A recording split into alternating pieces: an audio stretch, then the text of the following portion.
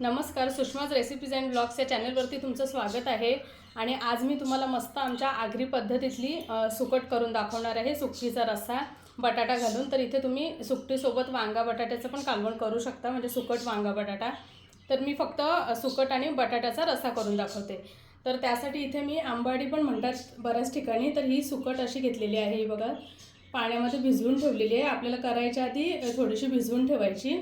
आणि आता तुम्ही सांगाल ही सुकट माझी गेल्या वर्षीची आहे, पण बघा जसा आहे तसा रंग वगैरे एकदम आत्ता फ्रेश आहे असं वाटतंय। तर सुकट आहे ना, साफ वगैरे करून छान पॅक करून फ्रीजमध्ये ठेवायची, म्हणजे सुकटीचा रंग किंवा ती लाल पडत नाही आणि जशी तशी ताजी राहते।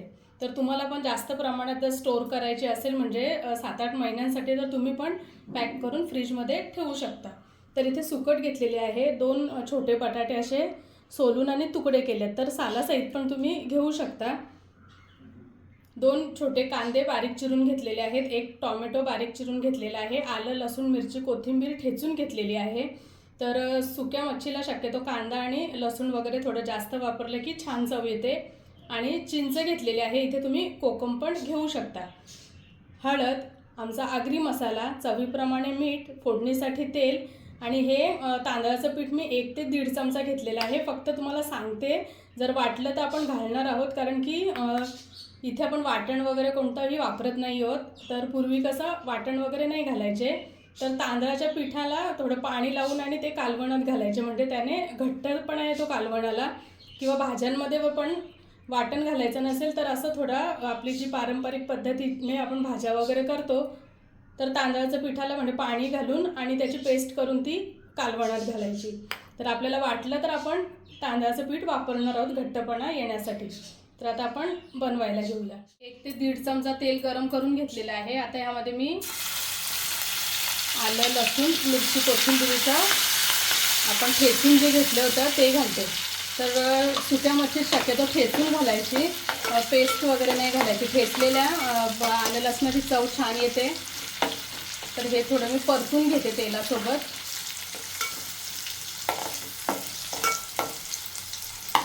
आणि आता ह्यामध्ये मी कांदा घालते।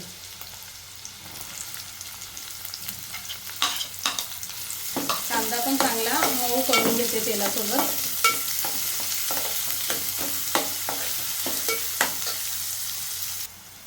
कांदा बऱ्यापैकी मऊ झालेला आहे। आता ह्यामध्ये मी टोमॅटो घालते आणि टोमॅटो पण चांगला मऊ करून घेते।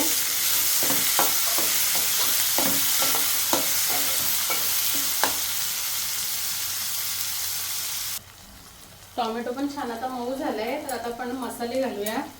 1 ते 1.5 चमचा आमचा आगरी मसाला। तर तुम्हाला जर आगरी मसाला हवा असेल तर तुम्ही कमेंट करून सांगू शकता। आणि पाव चमचा हळद घालते, मिक्स करून घेते चांगलं।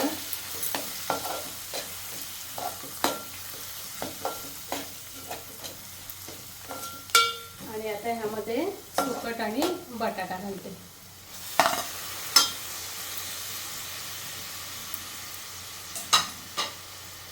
बटाट्यासोबत तुम्ही कैरी असेल तर ती देखील घालू शकता, किंवा वांगा पण घालू शकता सोबत, शेवग्याची शेंग वगैरे घालू शकता।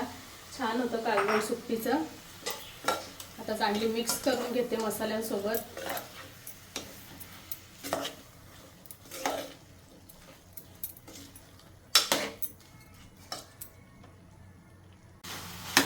मस्त मसाल्यांसोबत सुकट मिक्स करून घेतलेली आहे। आता आपल्याला तुम्ही एकतर गरम पाणी डायरेक्टली घालू शकता, तर मी इथे झाकण ठेवते आणि 2-3 मिनटं वाफ काढते आणि ताटावर पाणी ठेवते, म्हणजे हेच गरम पाणी मी त्यामध्ये कालवणासाठी घालेन। तर तुम्ही वेगळं गरम पाणी पण ह्यामध्ये ॲड करू शकता।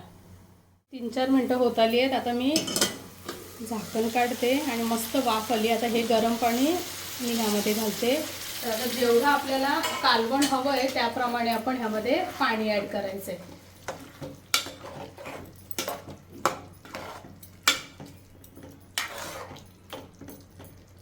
आता मी चवीप्रमाणे मीठ घालते आणि चिंच घालते, ही बघा। तर तुमच्याकडे कोकम असेल तर कोकम घाला, कैरी असेल कच्ची तर ती घाला, किंवा तुम्हाला जास्त आंबट नको असेल तर तुम्ही चिंच स्किप केली तरी चालेल, कारण की आपण ऑलरेडी टोमॅटो घातलेला आहे. आता पुन्हा मी ह्यावर झाकण ठेवून पाणी ठेवते, म्हणजे तेच गरम पाणी पुन्हा यामध्ये आपल्याला ॲड करता येईल. आणि आता आपण 5 मिनटं थांबूया. 5 मिनटानंतर चेक करायचे. 10 मिनटं होऊन गेली आहेत. मी मध्ये एकदा चेक केलं होतं आणि ताटावरचं पाणी त्यामध्ये घातलं होतं. तर आता आपण बघूया. हा बघा, बटाटा पण शिजला आहे. आता मी मगाशी तुम्हाला दाखवलेलं तांदळाचं पीठ. तर आता आपल्याला रस्सा जर जास्त ठेवला आणि थोडा पातळ वाटत असेल तर तुम्ही ह्यामध्ये तांदळाच्या पिठाची ती पेस्ट ॲड करू शकता. तर आता मला थोडीशी मी ॲड करते, म्हणजे तुमच्या लक्षात येईल. हे बघा, हे तांदळाचं पीठ आहे. ह्यामध्ये पाणी घालून याची पेस्ट करायची.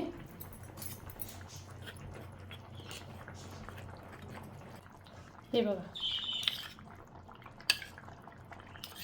ही अशी पेस्ट केलेली आहे मी पाणी घालून.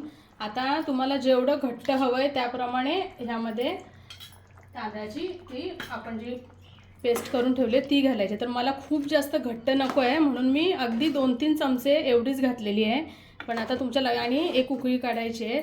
तर आता पुन्हा मी झाकण ठेवते आणि आधी छान ती पेस्ट मिक्स करून घ्यायची बरं का. आणि मग त्यामध्ये झाकण त्यावर ठेवून एक वाफ काढायची. तर आता तांदळाची पेस्ट घातल्यानंतर पिठाची 2 मिनटं झाली आहेत. आता आपण झाकण काढूया आणि सुकट ही मस्त सुकटीचा रस्सा आगरी पद्धतीतला तयार आहे. बघा, छान त्याला घट्टपणा पण आलेला आहे. आणि आता वरून मी कोथिंबीर घालते आणि आपली सुकट रस्सा आपला खाण्यासाठी तयार आहे.